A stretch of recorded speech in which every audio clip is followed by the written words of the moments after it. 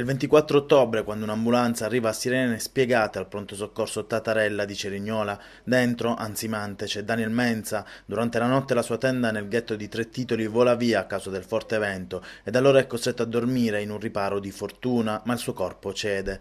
Va in ipotermia. Dopo qualche ora Daniel muore all'interno dell'ospedale Tatarella, proprio dove ogni mattina da 2 anni si recava per chiedere elemosina in maniera discreta e silenziosa. Più semplicemente, Daniel muore di freddo a Tre Titoli. Sostanzialmente un soggetto invisibile rispetto al quale anche il percorso migratorio personale è stato non semplice da ricostruire.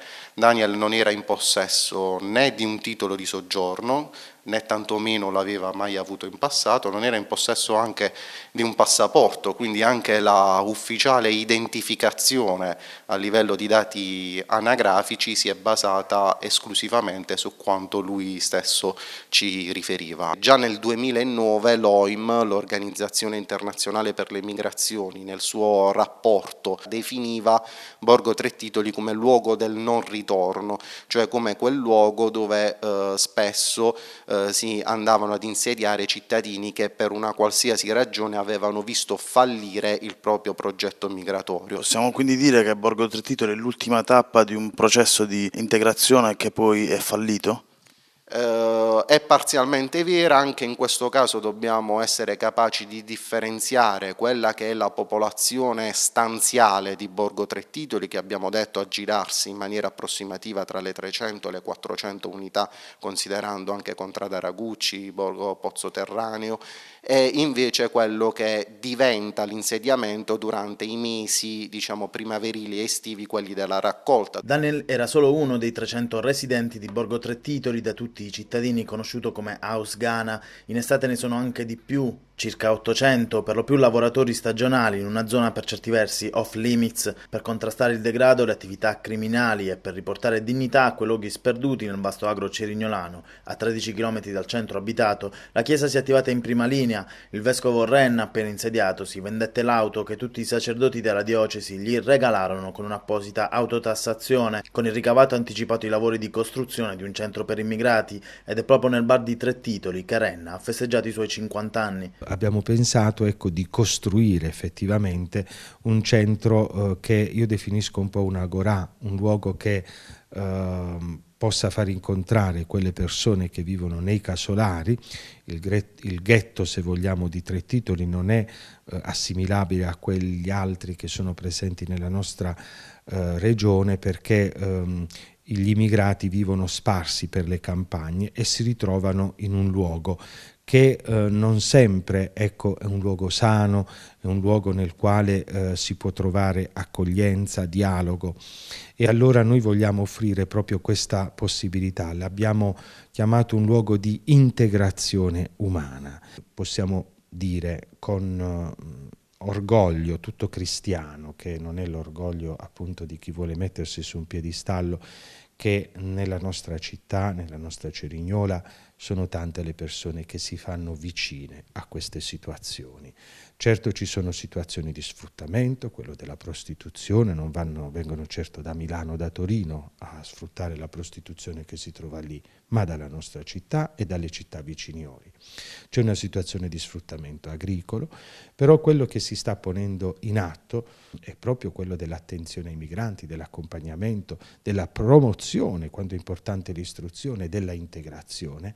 Ecco, ci vede impegnati. Casolari abbandonati, cartoni che diventano pareti e lastre di amianto che si trasformano in tetti. Lo Stato da queste parti manca, invece Suor Paola c'è sempre. Ogni giorno dal 2011 si rimbocca le maniche nel cuore del ghetto, dove c'è spaccio e prostituzione. In molti la chiamano Mamma Africa ed ogni mercoledì Suor Paola organizza le preghiere comunitarie nel bar casolare di Tre Titoli. La risposta dei residenti è sempre massiccia: Suor Paola, qui è un'istituzione, proprio dove l'istituzione irrimediabilmente manca. Sono i fratelli invisibili.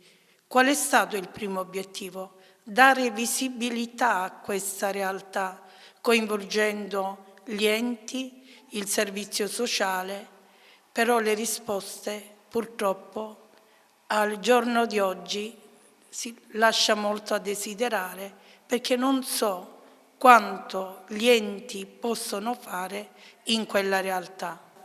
Lo Stato non sono in grado di dire nulla perché non ho visto nulla fino ad oggi. E le dico anche che quando sono arrivata là ho conosciuto dei fratelli che per prendere un po' di acqua percorrevano chilometri e chilometri e siamo riusciti in collaborazione con la SIA a mettere ben 10 cisterne di acqua. Al giorno d'oggi, proprio ieri sono andata, c'è la carenza di acqua. Proprio mi faccio voce di coloro che non hanno voce. Questa è la mia motivazione per cui oggi sto qui. Però non le nascondo che sono stanca di articoli, di parole. Vorrei che finalmente ci fosse l'integrazione tra la borgata di Tre Titoli e l'altro territorio che è qui a Cerignola. Questo è il mio grande desiderio. Siamo tutti figli di un unico padre e non c'è chi sta da una parte e chi sta dall'altra.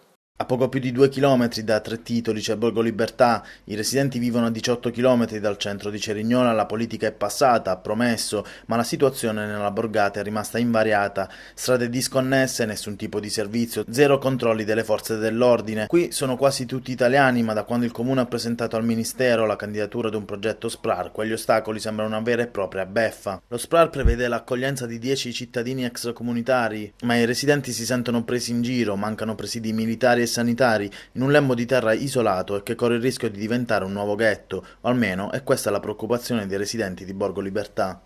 Quali sono le ragioni dell'opposizione allo SPRAR?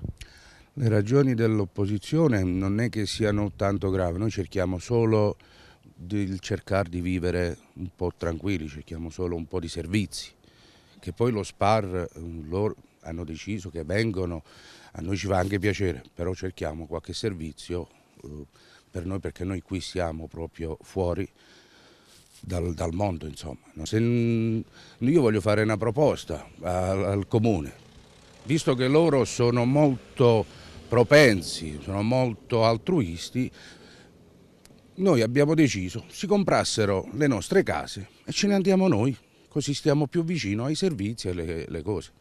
Punto. Non è che siamo qui a fare guerra, noi non vogliamo fare guerra con nessuno, cerchiamo solo il poter vivere. Punto.